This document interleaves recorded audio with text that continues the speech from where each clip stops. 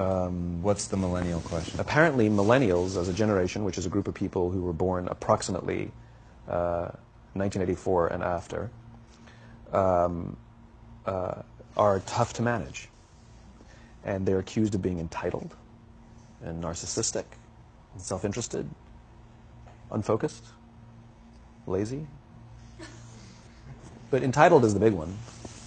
And because they confound leadership so much, what's happening is leaders are asking the millennials, what do you want? And millennials are saying, we want to work in a place with purpose, love that. We want to make an impact, you know, whatever that means. We want free food and beanbags. And so somebody articulates some sort of purpose, there's lots of free food and there's beanbags, and yet for some reason they're still not happy. And that's because they're missing, there's a missing piece. What I've learned is that I can break it down into four pieces, right? There are four things, four characteristics. One is parenting, the other one is technology, the third is impatience, and the fourth is environment. The generation that we call the millennials, too many of them grew up subject to, not my words, failed parenting strategies, you know? Where, for example, they were told that they were special all the time. They were told that they could have anything they want in life, just because they want it, right? They were told, some of them got into honors classes, not because they deserved it, but because their parents complained. And some of them got A's, not because they earned them, but because the teachers didn't want to deal with the parents. Some kids got participation medals. You got a medal for coming in last, right? Which the science we know is pretty clear, which is it devalues the medal and the reward for those who actually work hard, and it actually makes the person who comes in last feel embarrassed because they know they didn't deserve it, so it actually makes them feel worse, right? So you take this group of people, and they graduate school, and they get a job, and they're thrust into the real world, and in an instant, they find out they're not special, their moms can't get them a promotion, that you get nothing for coming in last, and by the way, you can't just have it because you want it, right? And in an instant, their entire self-image is shattered. And so you have an entire generation that's growing up with lower self-esteem than previous generations. The other problem, to compound it, is we're growing up in a Facebook, Instagram world. In other words, we're good at putting filters on things. We're good at showing people that life is amazing even though I'm depressed, right?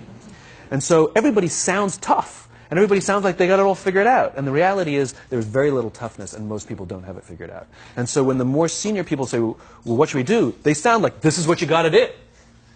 And they have no clue. Right? So you have an entire generation growing up with lower self-esteem than previous generations, right? Through no fault of their own. Through no fault of their own, right? They were dealt a bad hand, right? Now let's add in technology. We know that engagement with social media and our cell phones releases a chemical called dopamine. That's why when you get a text, it feels good. Right? So, you know, we've all had it where you're feeling a little bit down or feeling a bit lonely, and so you send out 10 texts to 10 friends, you know, hi, hi, hi, hi, hi. Because it feels good when you get a response, right? Right? It's why we count the likes, it's why we go back 10 times to see if my Instagram is growing slower, did I do something wrong? Do they not like me anymore, right? The trauma for young kids to be unfriended, right? Because we know when you get a hit of dopamine, which feels good. It's why we like it. It's why we keep going back to it. Dopamine is the exact same chemical that makes us feel good when we smoke, when we drink, and when we gamble. In other words, it's highly, highly addictive, right? We have age restrictions on smoking, gambling, and alcohol, and we have no age restrictions on social media and cell phones, which is the equivalent of opening up the liquor cabinet and saying to our teenagers, hey, by the way, this adolescence thing, if it gets you down.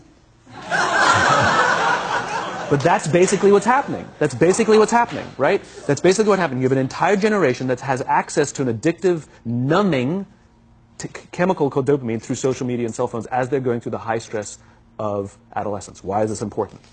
Almost every alcoholic discovered alcohol when they were teenagers. When we're very, very young, the only approval we need is the approval of our parents. And as we go through adolescence, we make this transition where we now need the approval of our peers. Very frustrating for our parents, very important for us. It allows us to acculturate outside of our immediate families into the broader tribe. right? It's a highly, highly stressful and anxious period of our lives, and we're supposed to learn to rely on our friends. Some people, quite by accident, discover alcohol and numbing effects of dopamine to help them cope with the stresses and anxieties of adolescence. Unfortunately, that becomes hardwired in their brains, and for the rest of their lives, when they suffer significant stress, they will not turn to a person, they will turn to the bottle. Social stress, financial stress, career stress. That's pretty much the primary reasons why an alcoholic drinks, right? What's happening is because we're allowing unfettered access to these dopamine-producing devices and media, basically it's becoming hardwired, and what we're seeing is as they grow older, too many kids don't know how to form deep, meaningful relationships. Their words, not mine. They will admit that many of their friendships are superficial. They will admit that their friends, that they don't count on their friends, they don't rely on their friends, they have fun with their friends, but they also know that their friends will cancel on them if something better comes along. Deep, meaningful relationships are not there because they never practice the skill set, and worse, they don't have the coping mechanisms to deal with stress. So when significant stress starts to show up in their lives, they're not turning to a person, they're turning to a device, they're turning to social media, they're turning to these things which offer temporary relief. We know, the science is clear, we know that people who spend more time on Facebook suffer higher rates of depression than people who spend less time on Facebook. Right? These things balance. Alcohol is not bad. Too much alcohol is bad. Gambling is fun. Too much gambling is dangerous. Right? There's nothing wrong with social media and cell phones. It's the imbalance. Right? If you're sitting at dinner with your friends and you're texting somebody who's not there, that's a problem. That's an addiction. If you're sitting in a meeting with people you're supposed to be listening to and speaking, and you put your phone on the table, face up or face down, I don't care, that sends a subconscious message to the room that you're just not that important to me right now. Right? That's what happens. And the fact that you cannot put it away is because you are addicted. Right? If you wake up and you check your phone before you say good morning to your girlfriend, boyfriend, or spouse, you have an addiction. And like all addiction, in time, it'll destroy relationships, it'll cost time, and it'll cost money, and it'll make your life worse. Right? So you have a generation growing up with lower self-esteem that doesn't have the coping mechanisms to deal with stress. Right? Now you add in the sense of impatience. Right? They've grown up in a world of instant gratification. You want to buy something, you go on Amazon, it arrives the next day. You want to watch a movie? Log on and watch a movie. You don't check movie times. You want to watch a TV show? Binge. You don't even have to wait week to week to week. Right? I know people who skip seasons just so they can binge at the end of the season. Right? Instant gratification. You want to go on a date? You don't even have to learn how to be like, hey. You don't even have to learn and practice that skill. You don't have to be the uncomfortable one who says yes when you mean no and says no when you mean no, but yes when you... You don't have to swipe right. Bang, I'm a stud. Right? You don't have to learn the social coping mechanisms. Right? Everything you want you can have instantaneously. Everything you want, instant gratification. Except job satisfaction and strength of relationships, there ain't no app for that. They are slow, meandering, uncomfortable, messy processes. And so I keep meeting these wonderful, fantastic, idealistic, hardworking, smart kids. They've just graduated school. They're in their entry-level job. I sit down with them and I go, how's it going? They go, I think I'm going to quit. I'm like, why? They're like, I'm not making an impact. I'm like, you've been here 8 months. You know? It's as if they're standing at the foot of a mountain and they have this abstract concept called impact that they want to have in the world, which is the summit. What they don't see is the mountain. I don't care if you go up the mountain quickly or slowly, but there's still a mountain. And so what this young generation needs to learn is patience. That some things that really, really matter, like love, or job fulfillment, joy, love of life, self-confidence, a skill set, any of these things, all of these things take time. Sometimes you can expedite pieces of it, but the overall journey is arduous and long and difficult. And if you don't ask for help and learn that skill set, you will fall off the mountain. Or you will, the worst case scenario, and we're already seeing it, the worst case scenario is we're seeing an increase in suicide rates. We're seeing an increase in this generation. We're seeing an increase in accidental deaths due to drug overdoses. We're seeing more and more kids drop out of school or take leaves of absence due to depression. Unheard of. These are all, this is really bad. The best case scenario, those are all bad cases, right?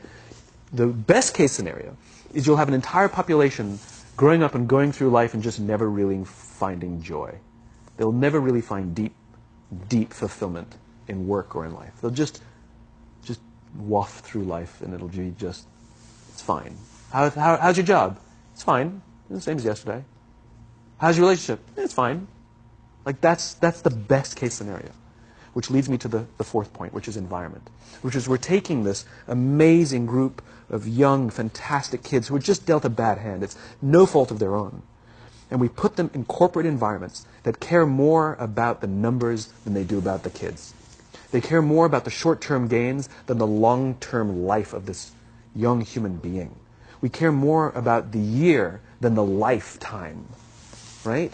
And so we are putting them in corporate environments that aren't helping them build their confidence, that aren't helping them learn the skills of cooperation, that aren't helping them overcome the challenges of a digital world and finding more balance, that isn't helping them overcome the need to have instant gratification and teach them the joys and impact and the fulfillment you get from working hard on something for a long time that cannot be done in a month or even in a year. And so we're thrusting to them in corporate environments, and the worst part about it is they think it's them. They blame themselves. They think it's them who can't deal. And so it makes it all worse. It's not. I'm here to tell them it's not them. It's the corporations. It's the corporate environments. It's the total lack of good leadership in our world today that is making them feel the way they do. They were dealt a bad hand, and I hate to say it, but it's the company's responsibility. Sucks to be you. Like, we have no choice, right?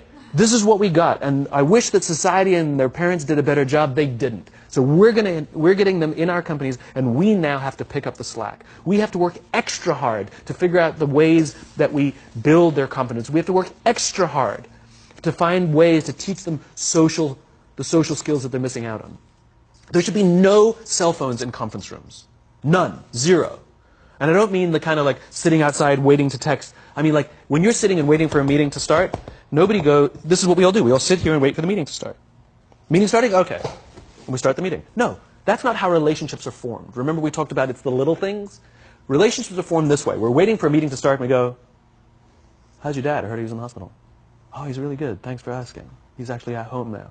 Oh, I'm really glad. It was really amazing. I know, it was really scary for a while. That's how you form relationships. Hey, did you ever get that report done? Oh my God, no, I didn't. I'll help you out. Can I help you out with that? Really? That's how trust forms. Trust doesn't form in an event, in a day. Even bad times don't form trust immediately. It's the slow, steady consistency. And we have to create mechanisms where we allow for those little innocuous interactions to happen. But when we allow cell phones in conference rooms, we just, okay, have the meeting. And then my favorite is like when there's a cell phone there and you go like this, you go. It rings and you go. I'm not going to answer that. Mr. Magnanimous, you know? When you're out for dinner with your friends, like, I do this with my friends. When we're going out for dinner and we're leaving together, we'll leave our cell phones at home. Who are we calling? Maybe one of us will bring a phone in case we need to call an Uber or take a picture of our meal. That goes without saying, come on. I'm an idealist, but I'm not insane. You know? At a heathen. I mean, it looked really good. We'll take one phone. And so it's like an alcoholic. The reason you take the alcohol out of the house is because we cannot trust our willpower. We're just not strong enough. But when you remove the temptation, it actually makes it a lot easier. And so when you just say, don't check your phone, people literally will go like this. And somebody will go to the bathroom, and what's the first thing we do? Because I wouldn't want to look around the restaurant for a minute and a half, you know? But if you don't have the phone, you just kind of enjoy the world. And that's where ideas happen. The constant engagement is not where you have innovation and ideas. Ideas happen when our minds wander and we go, and you see something, I bet they could do that. That's called innovation, right? But we're taking away all those little moments, right? You should not, and none of us should charge our phones by our beds. We should be charging our phones in the living rooms, right? Remove the temptation. You wake up in the middle of the night because you can't sleep, you won't check your phone, which makes it worse. But if it's in the living room, it's relaxed, it's fine. But it's my alarm clock. Buy an alarm clock. They cost $8. Right? I'll buy you an alarm clock.